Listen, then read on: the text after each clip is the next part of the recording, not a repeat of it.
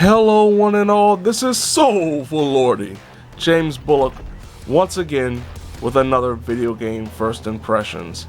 This time around, Doom Eternal for the PlayStation 4, Xbox One, Nintendo Switch, PC, and even Google Stadia. Doom Eternal is of course the sequel to the 2016 Doom reboot that actually plays a lot differently than its predecessor. Doom Eternal actually requires that the player invest their time, understand the new mechanics, and most importantly, manage their systems, be it ammo, be it health, be it armor, by utilizing the tools that are provided, not just your guns, not just the weapons, but the tools and the abilities and the skills that are provided. When it comes to the gunplay, everything feels nice and loose but yet tight and rewarding. The game requires that you try to make every shot count because there's actually not a lot of ammo around. There's not a lot of ammo just lying around ready for you to pick up, but there is a way to prevent this from being a problem, and that is the tool kit that you're given. Early on in the game, you're given a chainsaw.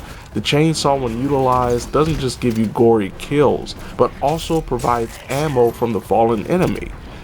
So as you're going through the level, you get to a grunt enemy, chainsaw, get some extra ammo, switch to your guns, shoot them with the shotgun once in a while. Then after you refill your chainsaw, hit another enemy, get some more ammo.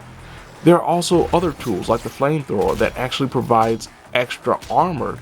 You also have the exorbitant gory kills that activate when an enemy is flashing either blue or orange to execute them and provide yourself some health. There are also other abilities like dash that really actually does better than the melee, which is actually amplified, which you charge up after killing a slew of enemies, and then once you unleash your blood punch, and it wipes out any of the lower level enemies around you. The game is fast, it is intuitive, the arena setting, no matter where you're going, is something that is really demanding. Even on the normal difficulty, it is a very, very demanding game that early on, you feel the pressure, you feel the intensity, you feel the stress of trying to survive.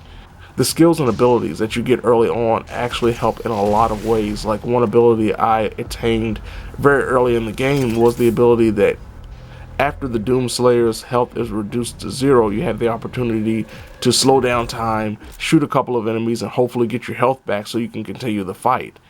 There are also weapon modification areas that allow for you to add something like a sticky grenade to your shotgun shells. From all the amount of skills and modification options that are visible in the early part of the game, it makes me very excited to try to traverse and figure out where I can find upgrades, because it seems like it's going to be really beneficial in the long run if I go out of my way to search through the areas to discover the secrets and the extra modifications. The enemy variation is very, very Doom-esque. A majority of the enemies that you encounter are easy to be slaughtered, but there are some annoyances like the flamethrowers and of course the prototypical Doom enemies that we've seen throughout the various generations of Doom games. The most important aspect about the enemies is the fact that each enemy has a weakness. Certain enemies can be weak to a flamethrower. There are weaknesses to each and every enemy. If you can figure out what those weaknesses are, it will make the game a lot easier for you. Even more player friendly is the fact that in the codec, after you've killed an enemy, it actually tells you what the weakness of that enemy is. So make sure you read your codec so you can find out what the weakness of each enemy is in Doom. The only thing I don't necessarily care for in Doom Eternal is the platforming. It feels very loose, it feels not as rewarding and as tight as you would expect, but I've seen that a lot of times when it comes to first-person shooters, especially the Quake, Doom franchises that have that kind of floaty feel when it comes to platforming. It's not the best, it's not the worst, but it's something that out of everything that I've enjoyed thus far when it comes to the game, it's the thing I've enjoyed the least. Now, Doom Eternal doesn't just have a single player game. It actually has a multiplayer mode called Battle Mode, where you and 2 other players play as 1, the Doomslayer, and 2, as the demons. And to me, playing the demons is more enjoyable than playing as the Doomslayer. In between rounds of this best of 5 series, you have the ability to add an extra skill to your moveset that could prove the difference between surviving or losing, no matter if you're the Doomslayer or the demons. Battle mode is actually a very fun, nice little extra piece to the overall game. It's nothing that I'm going to go out of my way to play time and time again, but for this period of time, just doing a review, just playing it just to see how it plays out, I did enjoy my time with it, especially when I was a demon.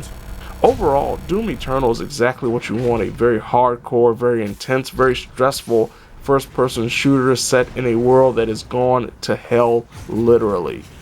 It does have a lot of different mechanics and emphasis on the systems compared to Doom 2016, so if you're coming into this expecting 2016 all over again, you will be sorely mistaken.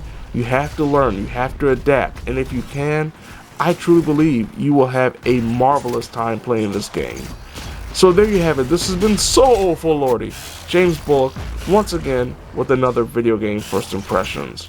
Doom Eternal for the PlayStation 4, Xbox One, Nintendo Switch, PC, and Google Stadia. Now, if you don't mind, I have to confront some haughty priests who feel that I don't deserve to be here. But if they truly think they can bring hell on earth while I'm around, they will have no choice but to say, "Oh Lordy."